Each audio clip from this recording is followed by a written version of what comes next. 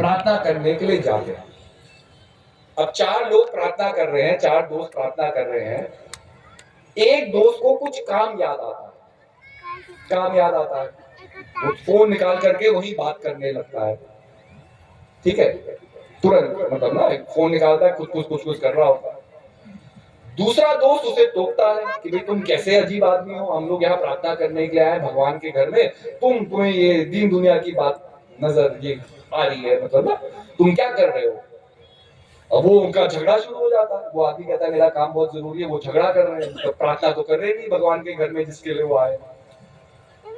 तीसरा दोस्त कुछ नहीं कहता, पर मन ही मन कह रहा है ये दोनों पागल है, ये लोग लड़ रहे हैं। लेकिन जब वो ये सोच रहा है तो वो भी प्रार्थना नहीं कर रहा क्योंकि उसका माइंड भी डाइवर्ट हो गया ना झड़ाई में। वो कर कुछ नहीं रहा, आंखें बंद करके उसने नतमस्तक हो रखा है, लेकिन मन ही मन सोच रहा है कि दोनों पागल हैं, दोनों लड़ रहे हैं, क्या कर रहे हैं, मतलब ना वो भी उनकी लड़ाई से इन्फ्लुएंस हो गया। चौथा दोस्त है जो इन्फ्लुएंस नहीं होता और चुपचाप प्रार्थना करता रहता है, मतलब ना वो उनकी बातों में नहीं आता, मन को एकाग्रचित करके वो प्रार्थना करता है। अब मैं आप लोगों से पूछना चाहता हूं, भगवान किसकी प्रार्थना को सुनेगा? पहले व्यक्ति की जिसने फोन पे बात की, दूसरे व्यक्ति की जिसने उसे टोका, अब टोकने में भी उसने भी प्रार्थना नहीं की, वो प्रार्थना से विमुख हो गया जिसके लिए वो आया। तीसरा व्यक्ति जिसने कुछ बोला नहीं लेकिन मन ही मन वो भी आर्ग्यूमेंट में फंस गया। या चौथा व्यक्ति जिसने तीनों को नकार करके वो प्रार्थना करता है। अब देखो मन का जजमेंट कितना सूक्ष्म है, कितना सटल है। अब सब लोग कहेंगे कि जी, अक्सर लोग कहेंगे कि जी चौथे व्यक्ति की बात मानी जाएगी, पर एक पांचवा उदाहरण भी है। पांचवा उदाहरण ये है कि हम कौन होते हैं ये कहने वाले किसकी प्रार्थना भगवान मानेंगे। तो भगवान का विषय है, हमारा विषय थोड़ी है। भगवान पहले वाले की भी मान सकता है, चारों की ना माने, चारों की मान ले बात, ये तो भगवान का विषय, हमारा विषय नहीं है। लेकिन हम जज करते हैं, मन जज करता है, और मन किसी प्रभाव के अंदर ही जज करेगा। और यही चीज है, ये गांठें हैं हमारे मन के अंदर। देखो हम लोग कोई दूध पीते वाले अब तो बच्चे रहे नहीं, है ना।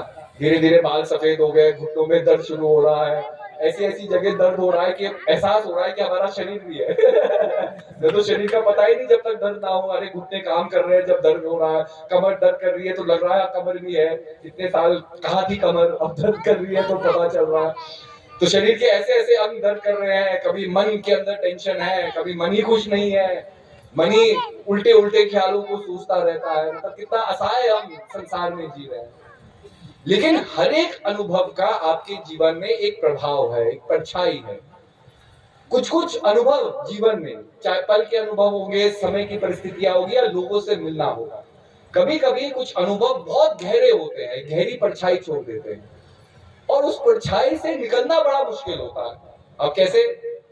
अब भाई, अब मैं आपके अनुभव की बात करता हूँ। स्कूल में अच्छे टीचर भी होते हैं, बुरे टीचर भी होते हैं, है ना। एक टीचर होता है जो बार बार कान मरोड़ेगा, है, बार बार रूलर से हाथ को मारेगा, या उंगलियों में, पहले पनिशमेंट क्या होती थी कि पेंसिल को उंगली में रख करके उंगली दबा देते थे, उससे बहुत दर्द होता था पेंसिल रख करके। आजकल तो चलो नियम ही बदल गया कि आप, आजकल तो भाई स्टूडेंट ही टीचर को मार दे वो तो उल्टी प्रक्रिया शुरू हो गई। तो कहने का अभिप्राय है कि आजकल तो बहुत नियम बदल गए, लेकिन पहले टीचर थोड़ा अगर बच्चे को सिखाना होता था तो थोड़ा छड़ी से वो मार देते थे।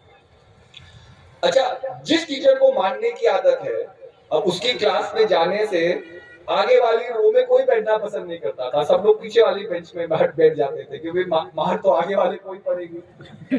तो ये परछाई है ना, ये एक इफेक्ट है। अब सदियों बीत जाएंगे, अगर आप उस टीचर को दोबारा मिलेंगे, डर तो आएगा ही 2 मिनट के लिए। ये नहीं कि वो आपको मारेगा, तो आप उसके स्टूडेंट ही नहीं है, लेकिन वो प्रभाव ऐसा है कि वो डर आएगा।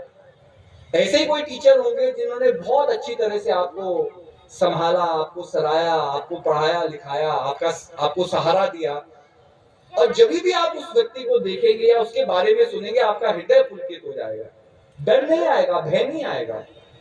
तो ये अच्छाई का प्रभाव है और बुराई का प्रभाव जीवन में है। लेकिन प्रभाव किस चीज पे आएगा? जो चीज आप याद रखेंगे, जिस चीज की गांठ आपने बांधी है, और अक्सर होता है कि समाज में अच्छाई को हम भुला देते हैं। अभी मैं एक चुटकुला आपको